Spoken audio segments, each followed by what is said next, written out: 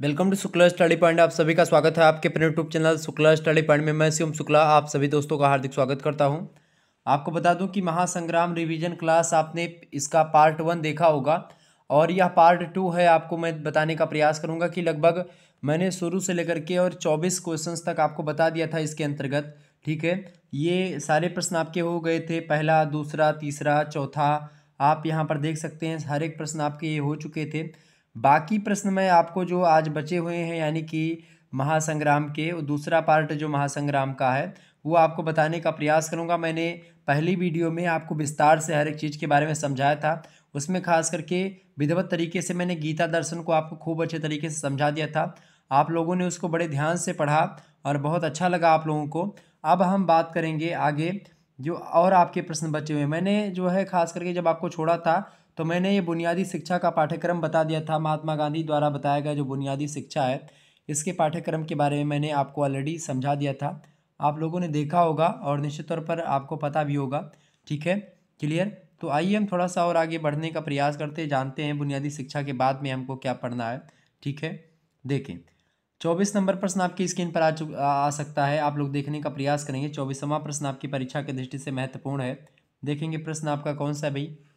प्रश्न आपका आ चुका है प्रकृतिवादी शिक्षा में अनुशासन।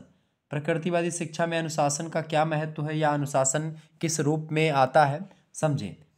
तो प्रकृतिवादी शिक्षा की खास करके अगर बात करूं मैं तो प्रकृतिवाद में आप देखिएगा प्रकृतिवादी अनुशासन को प्रकृतिवादी जो विद्वान है वो क्या करते हैं, अनुशासन को प्रभाव के आधार पर उत्पन्न करने के पक्षपाती होते हैं। ठीक है, अनुशासन जो होता है वो प्रभाव के आधार पर उत्पन्न होता है, ऐसा ये लोग मानते हैं जो प्रकृतिवाद के खास करके समर्थक हैं विद्वान वो।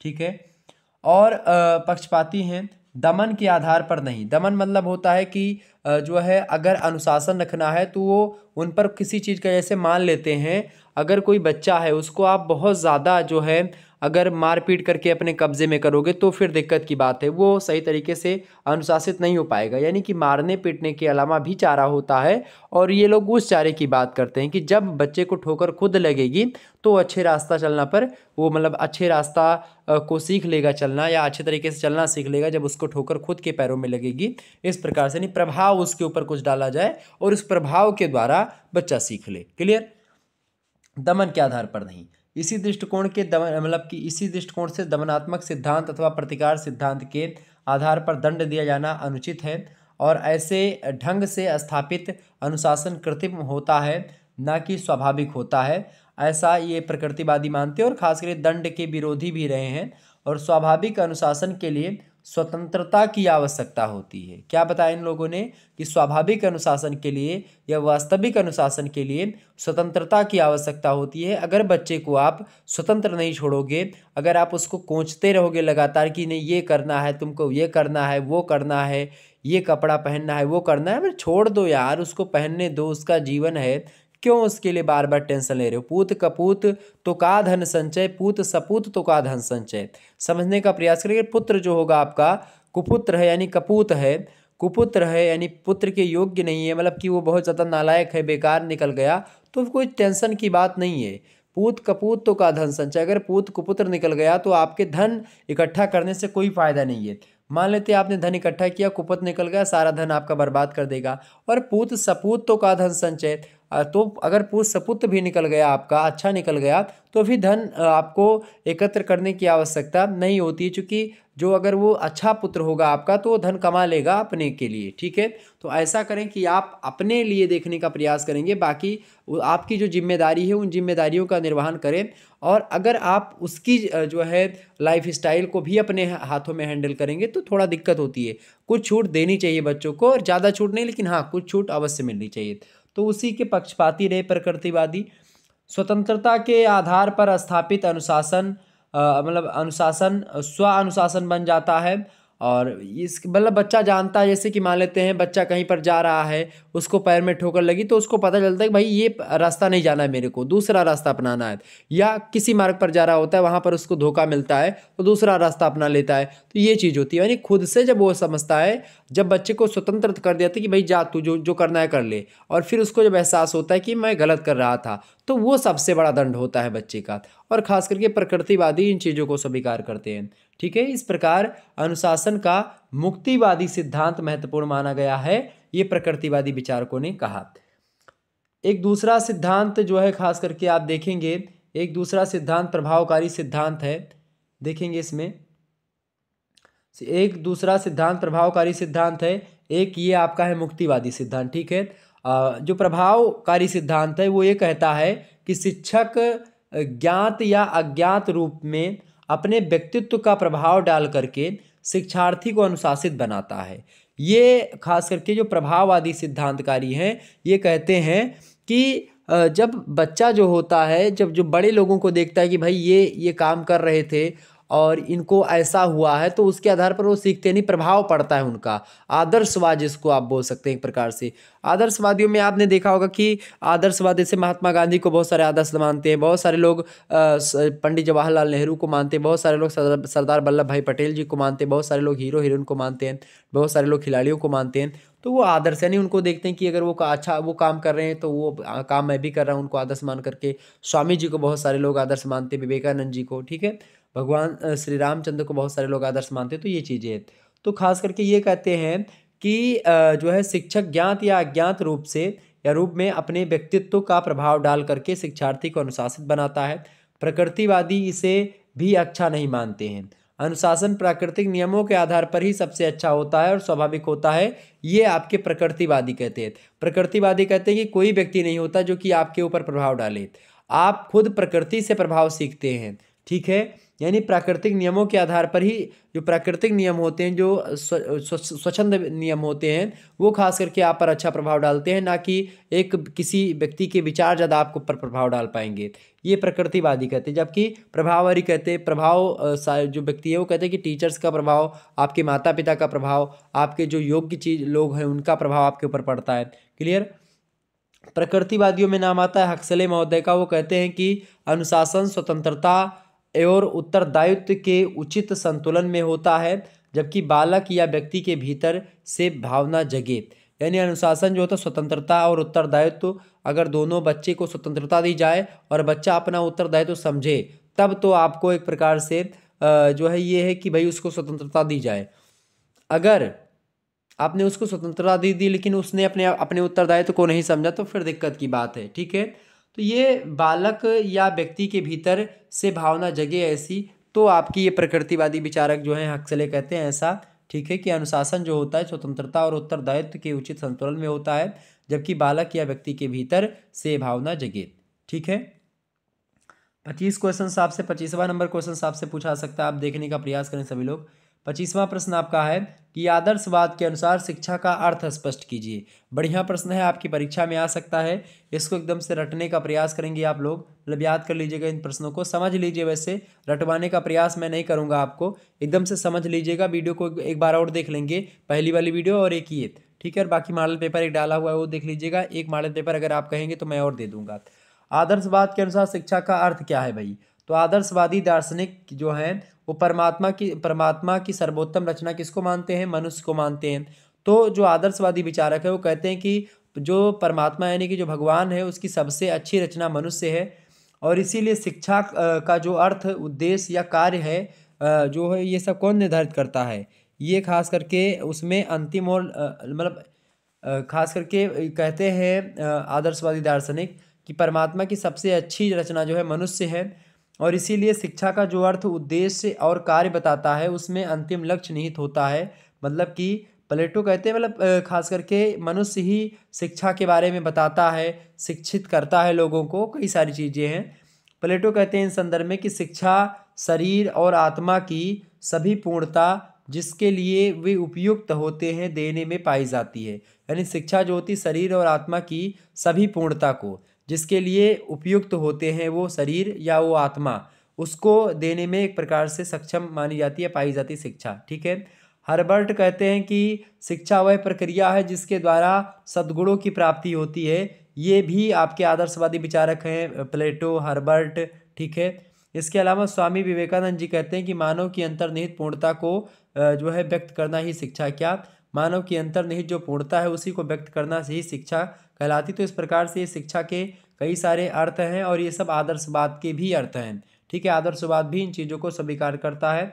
26वां क्वेश्चन आपसे पूछा जा सकता है, देखेंगे कि स्वामी विवेकानंद के अनुसार शिक्षक कैसा होना चाहिए। शिक्षा मतलब जो शिक्षक है, शिक्षा देने वाला, उसके बारे में स्वामी जी ने क्या बातें बताई। तो स्वामी विवेकानंद जी की बात की है तो प्राचीन गुरु शिष्य संबंध के समर्थक थे ये, यानी जिस प्रकार से गुरु और शिष्य का संबंध था कि जो है प्रातःकाल उठ के रघुनाथा मातु पिता गुरु नावई माथा, ठीक है, जिस प्रकार से व्यवस्था थी, गुरुर ब्रह्मा गुरुर विष्णु गुरुर्देवो महेश्वरा गुरु साक्षात पार ब्रह्म तस्मै श्री गुरुवै नमः, या गुरु गोविंद दो खड़े काके लागू पाँव बलिहारी गुरु आपने आप ही दियो बताए। इस प्रकार से यानी कि गुरु शिष्य के संबंध के समर्थक थे स्वामी जी, और वे अध्यापक को गुणों की खान जो है बनने को कहते थे कि अगर अध्यापक गुणों की खान बन जाएंगे तो उसे ज्ञान की खान भी एक प्रकार से लोग मानते हैं। खासकर गुरु को ज्ञान की खान ही माना जाता है, और ये कहते थे गुरु को ज्ञानी होना चाहिए और उसे ऐसे बालक तैयार करने चाहिए जो लौकिक और पारलौकिक, यानी कि जो इस लोक का और दूसरे लोक का, यानी दूसरा लोक कौन, भगवान के लोक यानी स्वर्ग का, यानी जो कहते हैं, ठीक है, परलोक, तो लौकिक और परलौकिक दोनों जीवन सुखमय व्यतीत कर सके, ऐसा ज्ञान बच्चे को देना चाहिए। और उनके अनुसार शिक्षक को बाल मनोविज्ञान का ज्ञान भी होना चाहिए।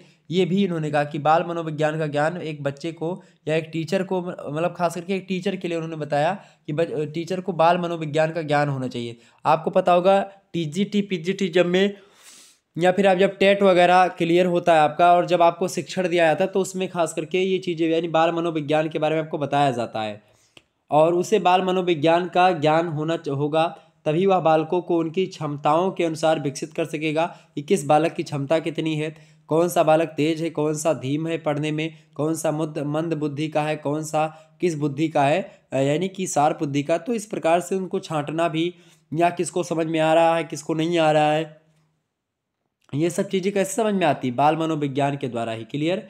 तो शिक्षक जो होता है उसको चाहिए कि वह अपने व्यक्तित्व से बालकों को प्रभावित करके उन्हें सही मार्ग में लगाए, ये एक टीचर का कर्तव्य होना चाहिए, ऐसा स्वामी जी कहते हैं।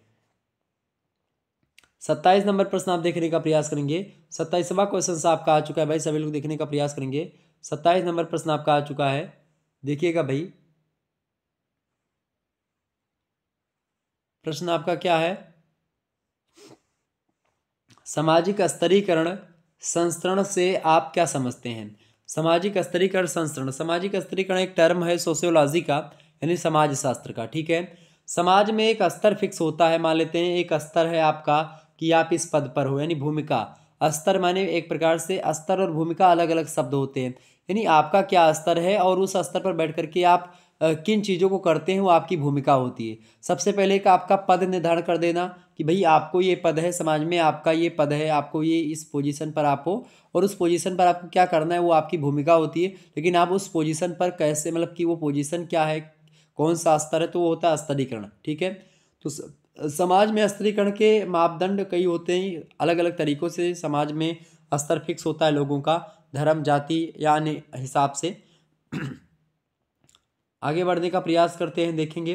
देखिए सामाजिक स्तरीकरण जैसा कि नाम से ही स्पष्ट हो जा रहा है कि समाज को विभिन्न स्तरों में विभक्त करके सामाजिक जीवन को व्यवस्थित करने की एक व्यवस्था को ही खास करके हम सामाजिक स्तरीकरण कह सकते हैं। सामाजिक स्तरीकरण समाज को उच्च और निम्न वर्गों में विभाजित करके प्रत्येक समूह के अधिकारों और कर्तव्यों को अन्य समूहों की तुलना में स्पष्ट कर देता है कि तुम्हारा काम यह है, तुम्हारा काम यह है। इस प्रकार हम कह सकते हैं कि संपूर्ण मानव समाज की जनसंख्या इस प्रकार का, मतलब संपूर्ण मानव समाज की जनसंख्या का इस प्रकार का क्षैतिज विभाजन कि उनके मध्य समानता असमानता उच्चता अधीनता का क्रम पाया जाता हो, इसी को सामाजिक स्तरीकरण कहते हैं। क्लियर। यानी उनका समानता और असमानता, कोई व्यक्ति समान यानी मान लेते हैं 10 पद है, 10 पद में कोई व्यक्ति सबसे नंबर 1 पर है, कोई नंबर 2 पर है, कोई नंबर 3 पर है, कोई 4 पर है, ठीक है, और कोई नंबर 2 पर आप देते 3-4 लोग हो गए, ठीक है। तो ये भी उनमें समानता हो गई बीच बीच में। क्लियर। या उच्चता और अधीनता, कोई व्यक्ति साहेब है तो कोई व्यक्ति मान लेते, कोई व्यक्ति मान लेते उसमें से बड़ा है, उसका स्तर ज़्यादा है समाज में, किसी का कम है, तो ये तमाम सारी चीज़ें। क्लियर। इस प्रकार सामाजिक स्तरीकरण जो होता है एक सामाजिक प्रक्रिया होती है, एक ऐसी सामाजिक प्रक्रिया होती है जिसके द्वारा क्या होता है भाई, जिसके द्वारा खास करके समाज विभिन्न उच्च और निम्न समूहों में क्या होता है, विभाजित जो है और व्यवस्थित होता है। और ख़ास करके आप देखिएगा मतलब जो है व्यवस्थित होता है कि विभिन्न समूहों में, और ख़ास करके तमाम सारे निम्न और उच्च समूहों में विभाजित होता है, व्यवस्थित होता है। और ये समूह जो होते हैं आपस में एक दूसरे से जुड़े हुए होते हैं समाज में, और सामाजिक एकता को बनाए रखने में, समाज में स्थिरता कायम रखने में खास करके यही समूह मदद करते हैं। तो एक प्रकार से सामाजिक स्तरीकरण के द्वारा ये चीज़ें होती है। क्लियर, समझ में आ रही बातें? आगे बढ़ते हैं, अगला प्रश्न। अगला प्रश्न हम देखने का प्रयास करेंगे। 28 नंबर क्वेश्चन से आपका आ चुका है भाई। 28 नंबर क्वेश्चन से आप देखेंगे। 28 नंबर प्रश्न आपका आ चुका है, बंद स्तरीकरण से आप क्या समझते हैं? बंद स्तरीकरण क्या होता है भाई? तो बंद स्तरीकरण की बात की तो सामाजिक स्तरीकरण के इस स्वरूप में समाज जो होता है ऐसे स्तरित समूहों में बांटा जाता है, यानी कि स्तरित माने होता है एक स्तर, लेबल, ठीक है। तो ऐसे स्तरित समूहों में जो है बटा होता है जो पूरी तरह से बंद होते हैं। मतलब कि व्यक्ति के स्तर समूह का निर्धारण जन्म या अनुवांशिकता के आधार पर होता है, जिसे व्यक्ति या समूह आजीवन बदल नहीं सकता है। जैसे मान लेते हैं जब जाति के आधार पर आपका स्तरीकरण हो, यानी कि आप किस जाति में पैदा हुए, आप किस धर्म में पैदा हुए हैं, ठीक है, तो ये एक स्तर ऐसा होता है, ये आजीवन आपका होता है और आप जन्मजात से ही चीज़ें आपको मिल जाती हैं। क्लियर, क्योंकि बंद स्तरीकरण वाले समूह की सदस्यता जन्मजात होती है और जो खुला स्तरीकरण होता है इसकी सदस्यता जो होती है जन्मजात नहीं होती है। क्लियर, और इसी कारण से क्या होता है कि इस व्यक्ति यानी कि जो बंद स्तरीकरण है ये क्या होता है, इसके कारण से व्यक्ति एक समूह को छोड़ करके दूसरे समूह की सदस्यता ग्रहण भी नहीं कर सकता बंद स्तरीकरण में। ये बात भी ध्यान रखिएगा। और भारत में खास करके जाति व्यवस्था जो है अपनी, भारत में जाति व्यवस्था जो है खास करके जाति व्यवस्था भारत में आप देखेंगे बंद स्तरीकरण का सर्वश्रेष्ठ उदाहरण आप देख सकते हैं। बंद स्तरीकरण वाले समाजों में विभिन्न स्तर समूहों या जातियों में आप देखिएगा विभिन्न समूह के अधिकार, दायित्व और कार्य जो होते हैं वो एक दूसरे से अलग अलग होते हैं। किसी समाज या समूह में उन्हीं जातियों का कार्य अलग हो सकता है और आप दूसरे समूह में देखेंगे तो उनका कार्य अलग हो सकता है, ठीक है। और एक ही समूह में आप देखते हैं अलग अलग जो जातियाँ होती हैं, अलग अलग जातियों का जो समूह होता है, अलग अलग मतलब अलग अलग जातियों के कार्य भी अलग होते हैं। अलग अलग जातियों जैसे वर्ण नाम, अरसंघा नाम, रसा नाम, सॉरी जो है ब्राह्मण वो से मुखामासीद बाहुराज जान्या करता उरु तद सदवैश्या पादाभ्याम से उतरा जाता है। वर्ण बटा वर्ण से बटी धीरे धीरे जातियाँ। पहले तो वर्णों का काम फिक्स हुआ था कि ब्राह्मण लोग पठन पाठन अध्ययन अध्यापन और पूजा पाठ करवाएंगे, यज्ञ हवन करवाएंगे, ठीक है। या क्षत्रियों का कार्य हुआ कि ये लोग जो है दान देंगे, पठन पाठन करेंगे और उसके बाद में रक्षा करेंगे सभी की। वैश्य का काम था व्यापार करेंगे, शूद्रों का काम था कि सेवा करेंगे, खेती वगैरह करेंगे। वैश्य भी खेती करते थे, शूद्र भी खेती करते थे। तो एक प्रकार से ये सब काम हुआ करते थे। तो इसकी सदस्यता जन्मजात आपकी हो सकती मतलब होती थी, ठीक है। आगे बढ़ते हैं। 29 नंबर प्रश्न आप देखेंगे, खुला स्तरीकरण क्या होता है भाई? खुला स्तरीकरण के बारे में बताओ सभी लोग। खुला स्तरीकरण क्या होता है भाई?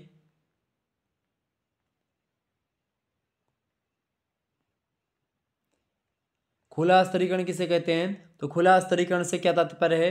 खुले स्तरीकरण वाले जो है खास करके समाजों में विभिन्न स्तर समूहों की सदस्यता का आधार जन्म या आनुवंशिकता ना होकर के व्यक्ति के गुण और योग्यता, खास करके उपलब्धियां ये सब होती हैं। जैसे मान लेते हैं आपने समाज में बड़ा अच्छा काम किया तो उसके हिसाब से आपका लेवल ऊंचा हो गया है, ठीक है। तो ये चीज़ें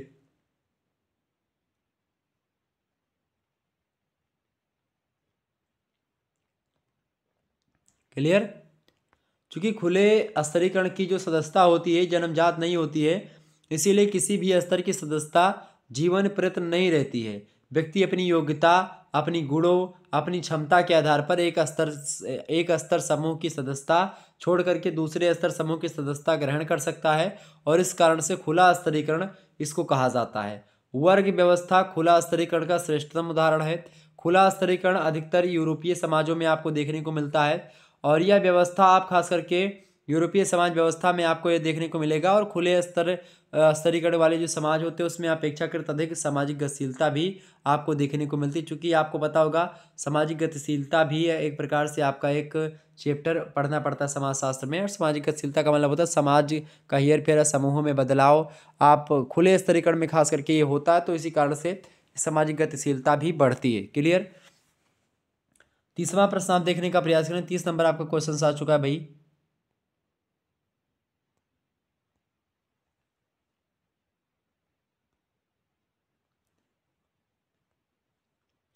30 नंबर आप क्वेश्चन देखेंगे। शिक्षा तथा अधोमुखी गतिशीलता पर टिप्पणी कीजिए। तो ऊपरमुखी गतिशीलता छात्र तथा अध्यापक दोनों की दृष्टि से सामाजिक गतिशीलता का एक प्रमुख साधन है, परंतु शिक्षा तथा उपयुक्त ज्ञान के अभाव में अधोमुखी खास करके अधोमुखी गतिशीलता विकसित होती है। जो व्यक्ति अशिक्षित अथवा कम शिक्षा प्राप्त करी हुई होता है उसे समाज में उच्च स्तर पर मतलब उच्च स्तर प्राप्त करने के अवसरों का लाभ नहीं मिलता है, अतः उनकी गतिशीलता नीचे की ओर चलती रहती है। यानी कि जो कम पढ़े लिखे लोग होते हैं उनको अगर कोई कह दिया कि भाई तुमको ये करना है तो वो बेचारे करते रहते हैं, क्योंकि उनको और चीज़ों के बारे में पता नहीं है। तो जब उनको ये चीज़ों के बारे में पता होता है कि हाँ भाई इससे अपर कोई दुनिया है, इससे बाहर भी कोई दुनिया है, तो फिर वो एक प्रकार से गतिशीलता की श्रेणी में आते हैं। और जब उनको पता ही नहीं कोई चीज़ है तो अपने में मगन है, अपना खाया पिया सोया और फिर उसके बाद में जो कुछ भी उनके उत्तरदायित्व हैं वो किया। ठीक है। कभी कभी मध्यम वर्गीय परिवार का छात्र शिक्षा के अपेक्षित स्तर पर पहुंचकर समाज के उच्च पद को प्राप्त कर लेता है और उसकी गतिशीलता ऊपरमुखी बन जाती है। इसके विपरीत उच्च वर्गीय बालक जो होते हैं शिक्षा की अपेक्षित स्तर तक ना पहुंचने की स्थिति में अपने पारिवारिक स्तर को बनाए रखने में असफल हो जाते हैं। और जब वो अपने पारिवारिक स्तर को बनाए रखने में असफल हो जाते हैं तो क्या होता है, इसे अधोमुखित गतिशीलता। अधोमुखित गतिशीलता मतलब होता है कि जब कोई उच्च का लड़का है और वो अपना उत्तरदायित्व का निर्वहन नहीं कर पाता है तो नीचे आता है, और कोई निम्न वर्ग का लड़का है और उसने अपने टैलेंट के दम पर ऊंचाइयों को छुआ है तो एक प्रकार से वो क्या हो गया आपका, वो ऊपरमुखी हो जाता है, ऊपरमुखी गतिशीलता। क्लियर। ठीक है, आगे बढ़ते हैं। इस प्रकार से शिक्षा सामाजिक पद क्या करती है शिक्षा भाई, शिक्षा जो होती है आपकी शिक्षा सामाजिक पद प्राप्त जो शिक्षा होती है सामाजिक पद प्राप्त करने का सर्वमान्य साधन होता है, महत्वपूर्ण कारक होता है। अगर आप शिक्षित हो तो आपको समाज में उच्च दर्जा अवश्य मिलता है। उच्च से मतलब शिक्षा और ब्राह्मणों की खास करके उच्च दर्जे का जो ये रहा कि ब्राह्मण लोग उच्च दर्जे पर थे प्राचीन काल में या पूरा एक प्रकार से बहुत दिनों तक वो, और आज भी आप देखते हैं अलग अलग क्षेत्रों में ब्राह्मण लोग उच्च पदों पर हैं। इसीलिए हैं क्योंकि क्या होता है कि वो लोग ज्ञान में ज़्यादा टैलेंटेड होते हैं, मतलब उनके पास ज्ञान की कमी नहीं, क्योंकि शुरू से उनके घर में ज्ञान की बातें ही होती है। वेद पुराण रामायण गीता तमाम प्रकार के बड़े बड़े धर्म ग्रंथ होते हैं, उनको लोग पढ़ते रहते हैं, उनके पिताजी लोग। जैसे हमारे घर में बात की जाए यही सारी पुस्तकें बहुत सारी एक दो अलमारी तो इन्हीं पुस्तकों से वेद गीता रामायण तमाम सारे ग्रंथ जो हैं रखे हुए हैं। ठीक है, आप हमारे कमरे में ही आकर के देखेंगे तो गीता का एक प्रकार से जो है श्रीमद् भगवत महापुराण है, श्रीमद् भगवत गीता ये सब रखी हुई है। ठीक है, तो कहीं ना कहीं पे ये सारी चीज़ें शुरुआत से ही पढ़ने को मिलती हैं, सुनने को मिलती है। इससे कारण से क्या होता है, थोड़ा माइंड शार्प होता है। और वहीं पर मान लेते कोई बच्चा पैदा हुआ जहाँ पर केवल जो है और दूसरी चीज़ें हो रही तो वो वही चीज़ों को देखेगा, जो चीज़ों को उन्हीं को सीखने का प्रयास करेगा। तो यही सारी चीज़ें होती है। तो ये सर्वमान्य मतलब कारक होता है। और शिक्षा उच्च पद पर मतलब उच्च पद प्राप्ति की दिशा में सफलता का परिचायक है। प्राचीन समाज में अधोमुखी गतिशीलता तथा ऊपरमुखी गतिशीलता दोनों के उदाहरण देखे जा सकते हैं प्राचीन समाज में भी। क्लियर। 31 नंबर क्वेश्चन आप देखने का प्रयास करेंगे। विद्यालय एक क्या है, बताएं सभी लोग। विद्यालय क्या है भाई, विद्यालय एक सामाजिक संस्था है। टिप्पणी कीजिए इस बात पर। तो जिन जो है सामाजिक कुशलताओं को बालक घर में नहीं सीखता है उसे विद्यालय में सीखता है। इसीलिए विद्यालय क्या है, एक सामाजिक सीखता है, मतलब कि सामाजिक संस्था है जो कि बच्चों को सामाजिक स्तरीकरण मतलब समाजीकरण की प्रक्रिया के दौरान भी एक प्रकार से बहुत सारी चीज़ें बच्चा सीखता है स्कूल में खास करके। तो उन्हें विद्यालयों में सरलतापूर्वक सीख लेता है। नई पीढ़ी को प्रशिक्षित करने की सर्वाधिक महत्वपूर्ण भूमिका होती खास करके विद्यालयों की। और इस दृष्टि से विद्यालय सामाजिक संस्था के रूप में शिक्षा के उद्देश्य की पूर्ति करते हैं। बालक विद्यालयों में अपने परिवार की आर्थिक और सामाजिक पृष्ठभूमि को साथ लेकर के अवश्य आता है, परंतु विद्यालय का वातावरण उसे समानता, जाति भेद रहितता, हृदय की व्यापकता, वर्गहीनता, ये तमाम प्रकार के गुणों को सिखाने के लिए विवश कर देता है। आप देखते हैं जब आप स्कूलों में आते हो तो इसीलिए ड्रेस एक प्रकार से चला दिया गया, ताकि जब सभी बच्चे, चाहे वो किसी राजा के बच्चे हैं और चाहे किसी जो है बहुत छोटे से व्यक्ति के बच्चे हैं, यानी कि बहुत गरीब आदमी का लड़का है, तो वो भी वही ड्रेस पहन करके जाएगा, और कोई बड़ा लड़का तो वो भी वही ड्रेस पहन कर जाएगा, तो किसी प्रकार की कोई समानता उसके कपड़ों में नहीं रहेगी। ऐसा हो कि भाई अभी ड्रेस ना बनवाया जाए जो स्कूलों में, तो क्या होता है, बच्चों को लगेगा कि भाई इनका कपड़ा बड़ा अच्छा है, हमारा कपड़ा नहीं अच्छा है, उसमें एक प्रकार से उसी में लड़के फंसे रहेंगे। अब ऐसे ड्रेस में क्या होता है कि वो लोग ड्रेस सभी लोग पहनेंगे, ठीक है, तो ये चीज़ सही हो गई, क्लियर। इसके अलावा और भी तमाम सारी चीज़ें हैं, आगे बढ़ते, इसीलिए एक सामाजिक संस्था के रूप में भी कार्य करता है आपका विद्यालय। 23 नंबर आपका प्रश्न है, विद्यालय और समाजीकरण पर संक्षिप्त टिप्पणी लिखिए। विद्यालय के द्वारा खूब समाजीकरण होता है, इसमें कोई दो राय नहीं है, और एक तार्किक और यथावत समाजीकरण होता है। विद्यालय ही छात्रों के लिए ज्ञान उपलब्धि, व्यवहार कुशलता तथा भावी उन्नति का द्वार खोलता है। वस्तुतः विद्यालयों में छात्रों का प्रत्येक प्रकार का प्रस्तुतिकरण यह भी निश्चित कर देता है कि वे भविष्य में समाज के लिए कितने उपयोगी व्यक्ति सिद्ध होंगे। विद्यालय बालकों और किशोरों का समाजीकरण करने के सशक्त माध्यम माने जाते हैं। विद्यालयों में बालक जो होता है ज्ञान और व्यवहार में वयस्क और प्रौढ़ समझे जाने वाले शिक्षकों के संपर्क में रह करके सामाजिक कुशलता प्राप्त करने का अवसर प्राप्त करता है, और तमाम प्रकार के सामाजिक नीतियों को, नियमों को, रीति जो है परंपराओं को, चीज़ों को समझता है, और यह भी समझता है कि कौन सी परंपराएं अच्छी हैं, कौन सी परंपराएं बुरी हैं, मतलब कि कौन सी चीज़ें अच्छी हैं, कौन सी चीज़ें बुरी हैं।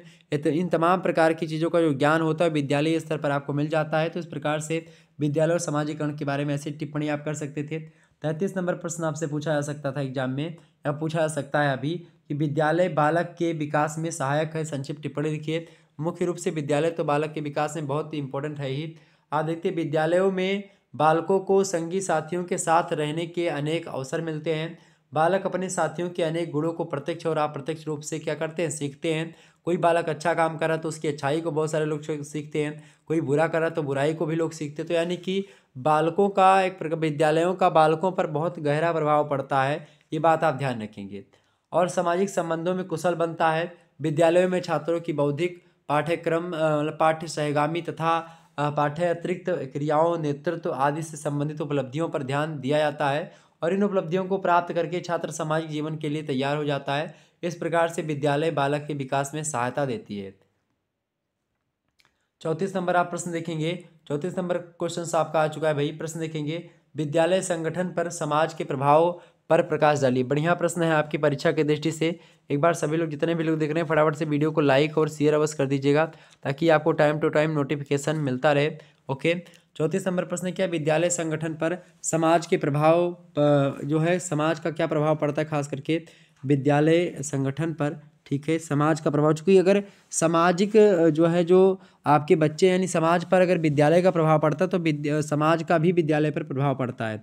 तो विद्यालय संगठन पर समाज का क्या प्रभाव पड़ता है, प्रत्येक विद्यालय को अपने सभी कार्यों का निर्वाह जो होता है समाज में ही रह करके करना होता है, और विद्यालय की उन्नति, अवनति, अच्छाई बुराई की चर्चा समाज में सर्वत्र की जाती है।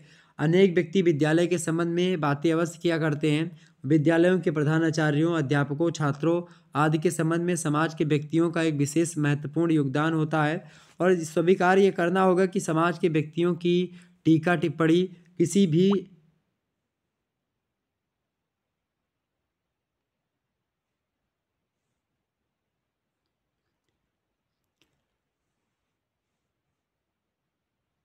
व्यक्तियों का एक विशेष प्रकार का मत बन जाता है, और स्वीकार करना होगा कि समाज के जो व्यक्ति होते हैं उनका टीका टिप्पणी किसी भी विद्यालय की छवि को निखारने अथवा बिगाड़ने में अपना स्थान अवश्य रखती है। ठीक है, विद्यालय संगठन पर भी समाज का प्रभाव पड़ता है। ये तमाम सारी चीज़ें होती है, और निश्चित तौर पर पड़ता भी है, उसमें कोई दो राय नहीं है। आगे बढ़ने का प्रयास करते हैं। तो देखिए भाई, तो ये चीज़ें हो गई आपकी विद्यालय संगठन पर समाज का प्रभाव।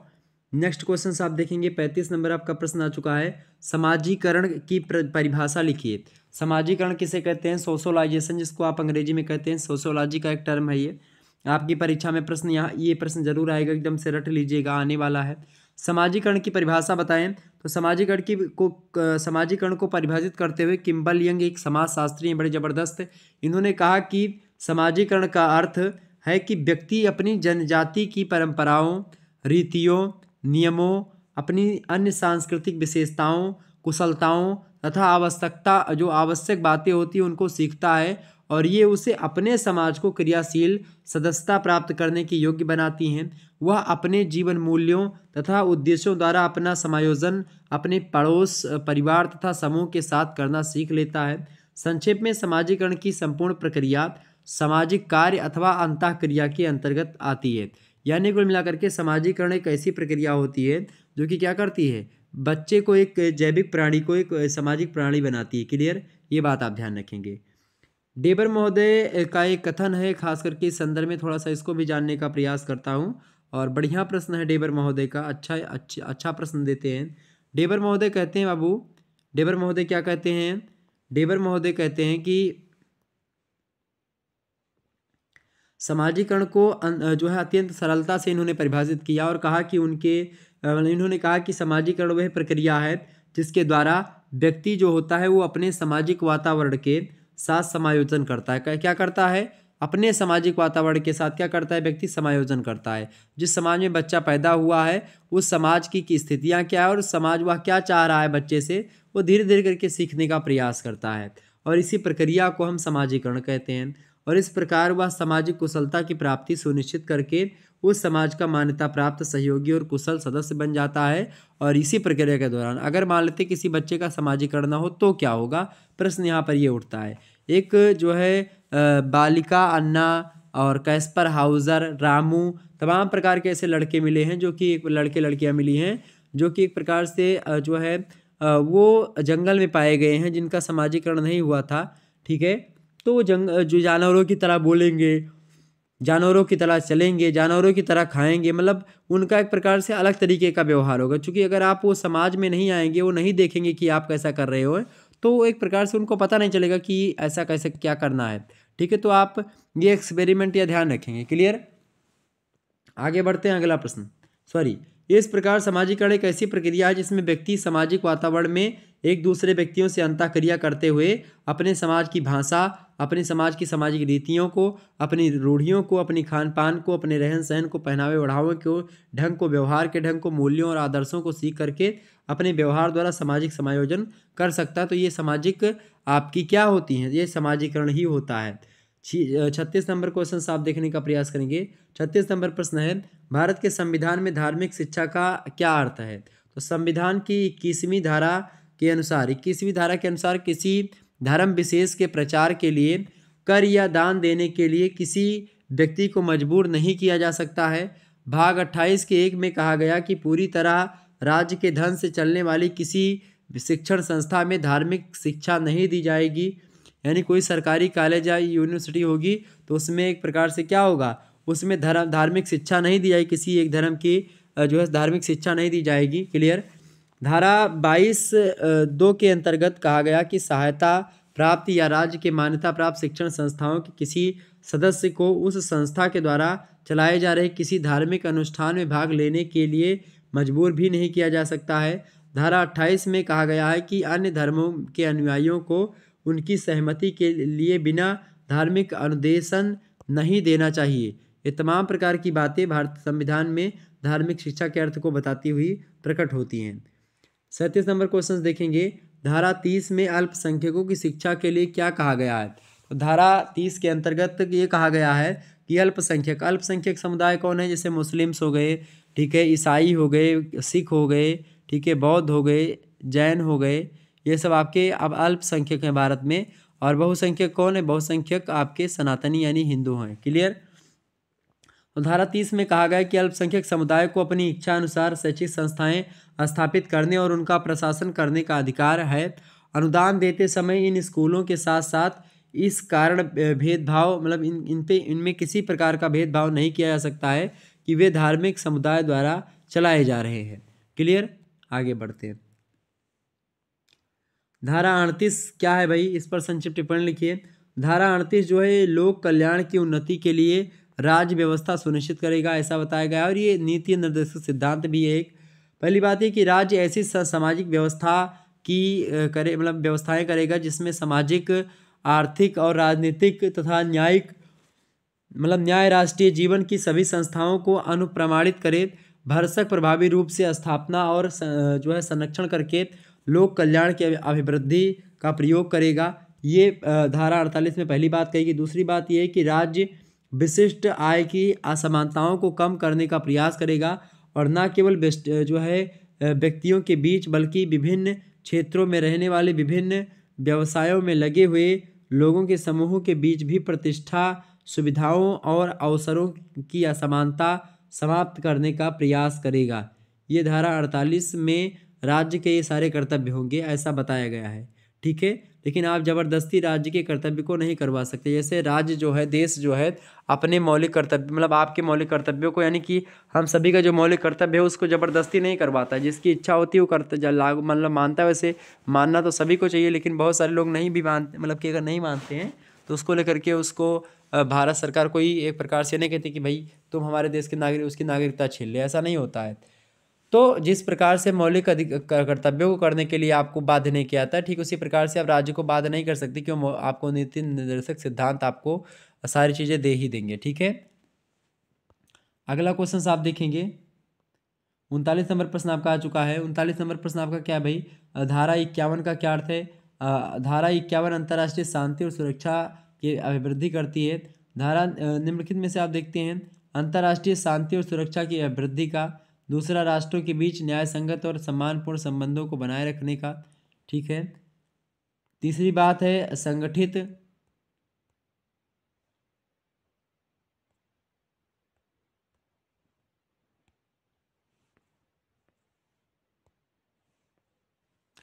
तीसरी बात आप देखेंगे संगठित लोगों के एक दूसरे से व्यवहारों में अंतर्राष्ट्रीय विधि और संधि बाध्यता मतलब कि जो बाध्यताएं होती हैं उनके प्रति आदर बढ़ाने का। और चौथी बात है अंतर्राष्ट्रीय विवादों के मध्यस्थ द्वारा निपटारे के लिए प्रोत्साहन देने का प्रयास करेगा। ये तमाम सारी बातें जो है ये धारा 51 के अंतर्गत कही गई हैं। आप 40 नंबर क्वेश्चन साफ देखने का प्रयास करेंगे। 40 नंबर प्रश्न देखिएगा, सभी बढ़िया प्रश्न है आपकी परीक्षा की दृष्टि से। 40 नंबर प्रश्न आपका स्वतंत्रता का अधिकार क्या है?